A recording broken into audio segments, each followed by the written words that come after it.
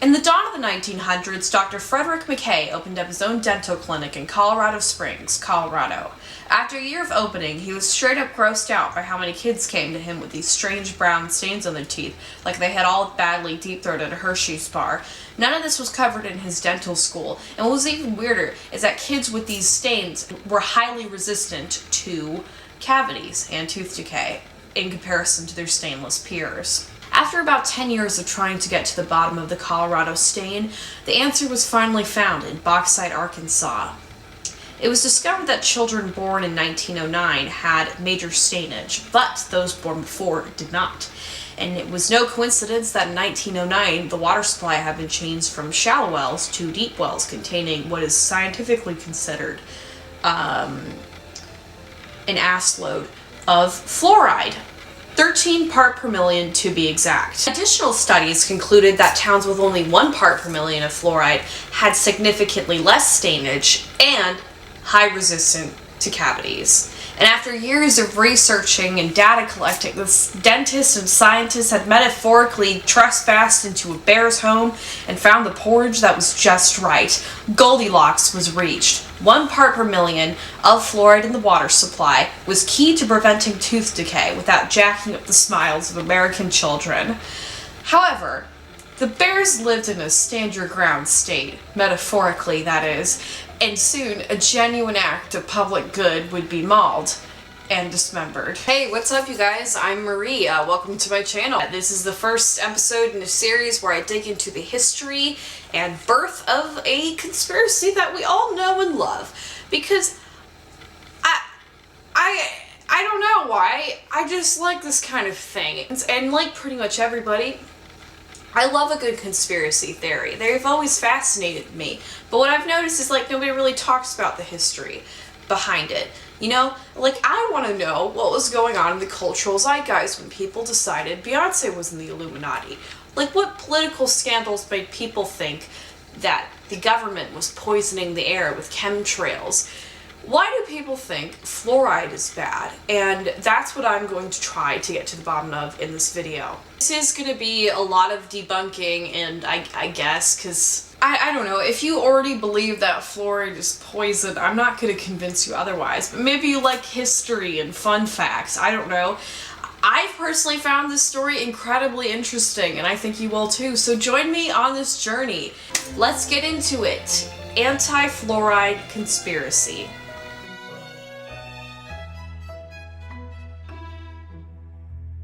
According to the CDC, community water fluoridation is the process of adjusting amount of fluoride in drinking water to a level recommended preventing tooth decay. And I know anti-fluoride sounds general, and that's because it is incredibly general. There are a ton of different ideas just floating out there in the ether, and I will not be getting into all of them because I value my mental health, but here are a few examples. Some article from the Daily Mail claims that there's link between high fluoride in water supply and hyperthyroidism. On the Moms Against Fluoridation Facebook group, they claim that science has shown fluoridation drugs cross the blood-brain barrier and can affect the brain and IQ of a developing fetus. And Alex Jones. They all just came out and said, you gotta take the fluoride out of the water, it's lowering IQs massively.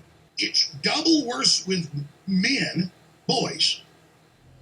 I can't drink in ocean blocks. The HEB, fluoride added water for your boy, is nothing but a box of rifle shells, firing electrified molecules of weaponized fluoride into the brain. But in general, though, it seems that people aren't super cool or into the idea of the government putting what they perceive as harmful in their water supply against their will. They want the right to choose.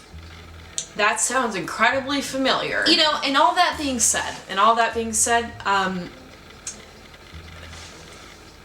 you guys still believe this one?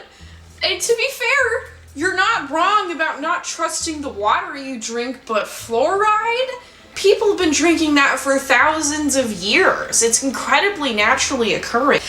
You know, it's so naturally occurring you would think goop would have made it into like a fun spritzer to spray your toxic demons away, or form fluoride into a fun yoni to realign your chakras. I don't know what goop does. The more I research, however, the more I realize that the wackier theories that we know and come to love are grandfathered in either from the Cold War era or even earlier. Before researching, I actually thought that Alex Jones had invented this conspiracy theory in like the early 2000s. But I was completely wrong, mostly for thinking that a single original thought existed in the toxic wasteland that is Mr. Jones's brain. In a similar fashion to the anti-vax movement, the anti-fluoride movement began with the invention in a little town called Stevens Point, Wisconsin.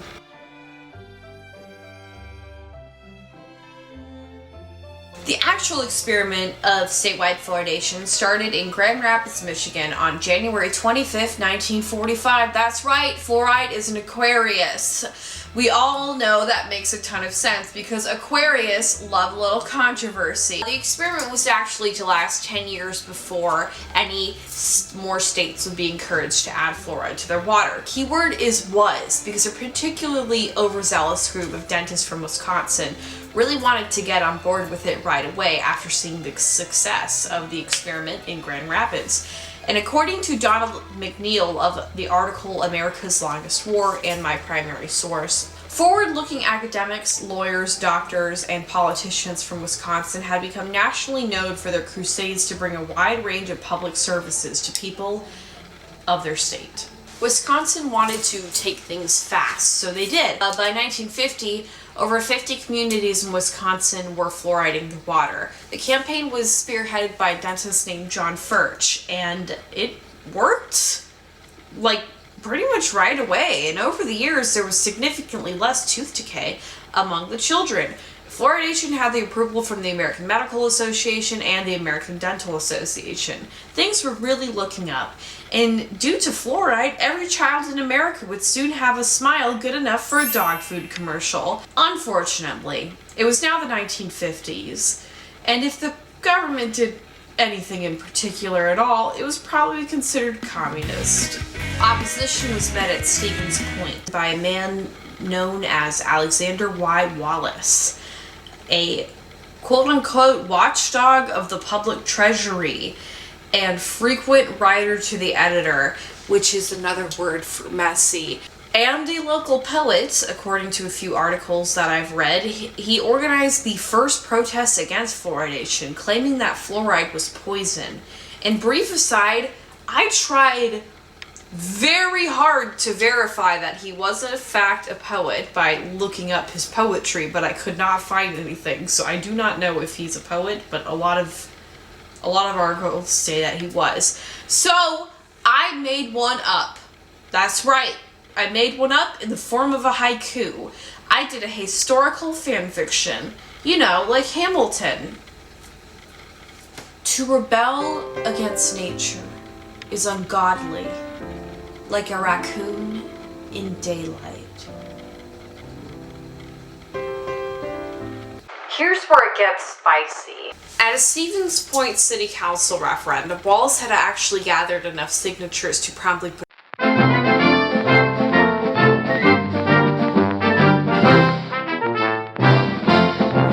As I was saying, Wallace had gathered enough signatures to promptly put a stop to fluoridation in his county, but knowing he would probably do that, the city council members did what is considered a massive fuck-up and tried to order fluoride to the water anyways before the public referendum, kind of like how a parent tries to hide vegetables and chicken nuggets. Wallace found out, and the battle officially began. And to be fair, you know, in the eyes of the public health systems, mass fluoridation was still accepted as widely experimental, and Wallace used this to his advantage. He painted Furch and company as foreigners and faddists. He also changed the lyrics to Goodnight Irene to Goodbye Fluorine, which is fun.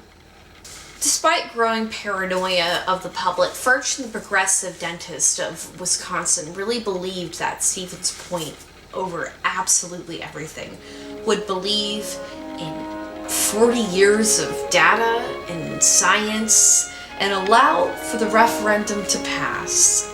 And they were right. and dental health reigned supreme over Stevens Point. The locals' amazing smiles could be seen from miles away. Everyone immediately pledged their loyalty to the all-knowing Wisconsin Board of Science. Americans don't believe in science, we believe in football and ghosts.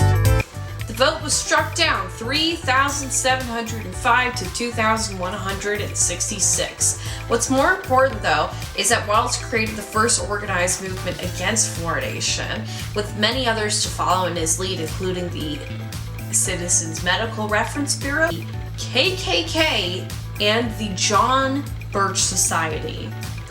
Yeah, that one. To be honest, public fluoridation was ripe with fuck-ups from the very start, and it's no surprise the amount of societal vitriol and suspicion that came with it. I mean, it's not as prevalent now, but in the 1970s and 80s, there was a theory that fluoride gives you cancer, more specifically osteosarcoma, a very rare form of bone cancer. And I can't be completely sure, but I believe it is not a stretch to link that current and disproven belief to a single experiment done by an unwitting ally to the anti-fluoride movement, Dr. Alfred Taylor. Taylor was working at the University of Texas to see if fluoride had any anti-cancer properties, but was shocked to find out that a mice given a dosage of fluoride developed cancer actually earlier than mice without fluoride. This study was quickly linked, and the press lost their collective shits. 20 towns in Texas that had previously promised to start fluoriding their water had put it on hold. And that is crazy, right? That is wild. I would totally give the antis a leg to stand on, except for the fact that the study was fucked up from the jump. The entire time, every single mouse, including the control group, was accidentally fed Purina with a whopping 42 part per million of fluoride. Do you remember that town in Bauxite, Arkansas? The water that grown people drank out of had 13 part per million of fluoride. The mice, that last time I checked, I mean, I don't know what 2020 will bring us now, but last time I checked, they are smaller than grown people. We're being fed over 2 times that amount. So, that didn't help things. And Marie, you may be asking, all of this happened 70 years ago. That's old shit. Why do people still believe this? I believe there are a few reasons.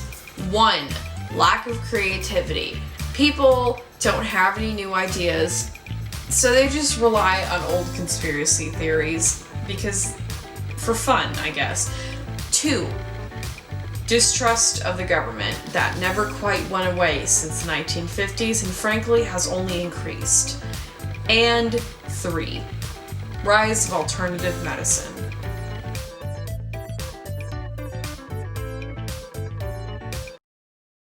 So, let's talk about history's oldest profession. Grifting.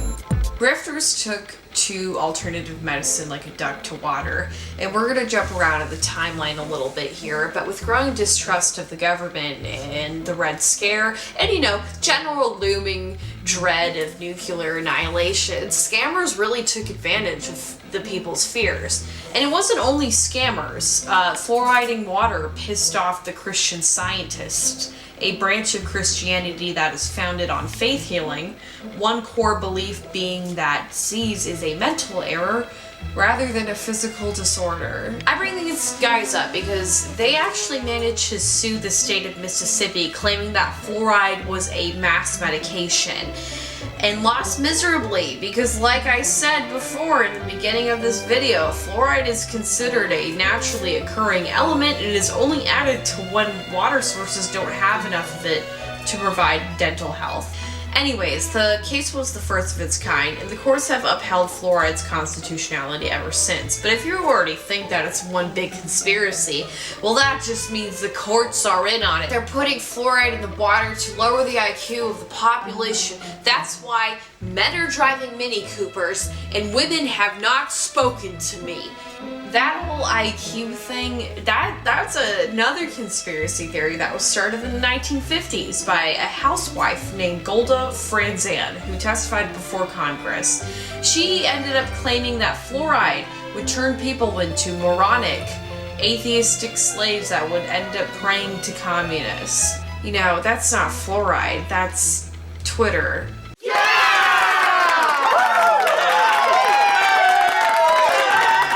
By the 1960s, anti-fluoride support from respected dentists had frankly started to wane, and a swarm of fake dentists started to fill that void.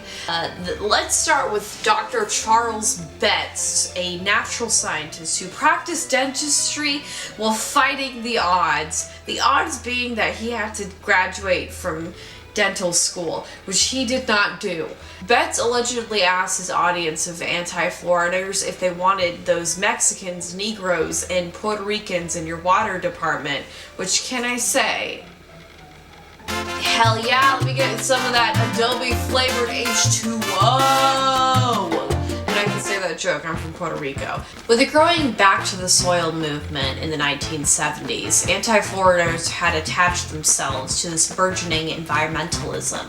And with that came the significance and power of the National Health Federation, which sounds real, but it's not. In actuality, the NHF was an organization that diagnosed people with an illness via mail, and the diagnosis was probably electric therapy. They were basically an organization that backed the alternative medicine route. And it was in 1974 when our main man, Mr. John, oh God, Yanis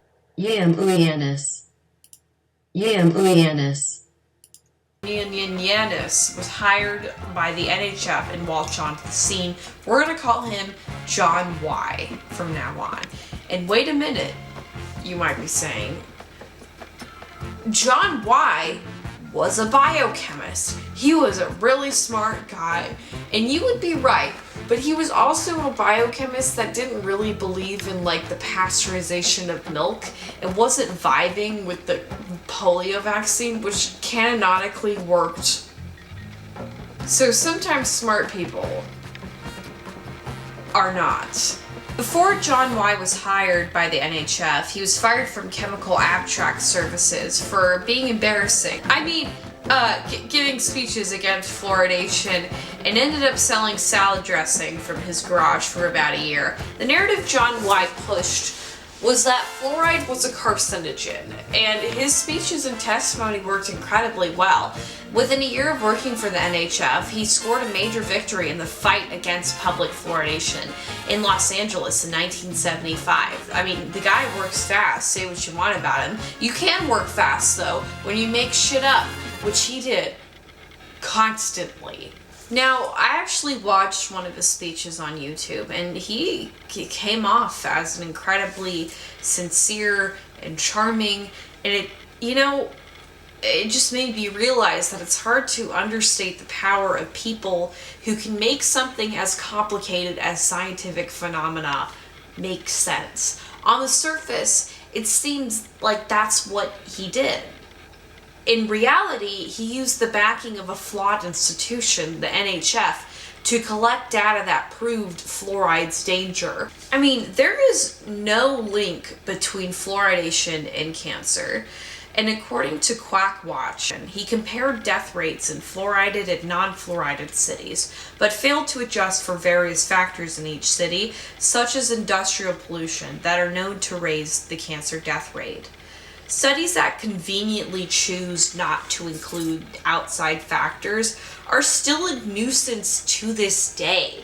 I mean, remember that one article that I talked about in the beginning of the video by the Daily Mail that claims that, like, a fluoride causes thyroid problems? They were talking about people living in the West Midland area of England.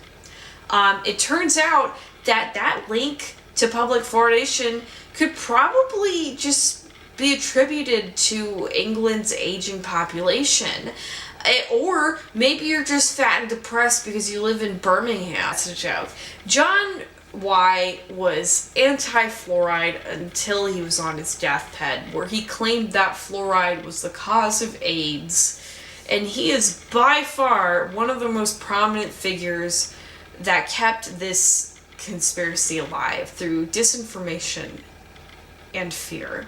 There's a lot I haven't gotten into, because anti-fluoride conspiracy, like every social movement, is it evolves with the time. It's complicated, it's dynamic. It got spiritual. Yeah, an extremely small group are now convinced that fluoride blocks the pineal gland, which is apparently key in keeping the third eye closed. I don't know anything about spiritualism. Anyways, I'm going to cover that in part 2, so definitely stick around if you find this interesting.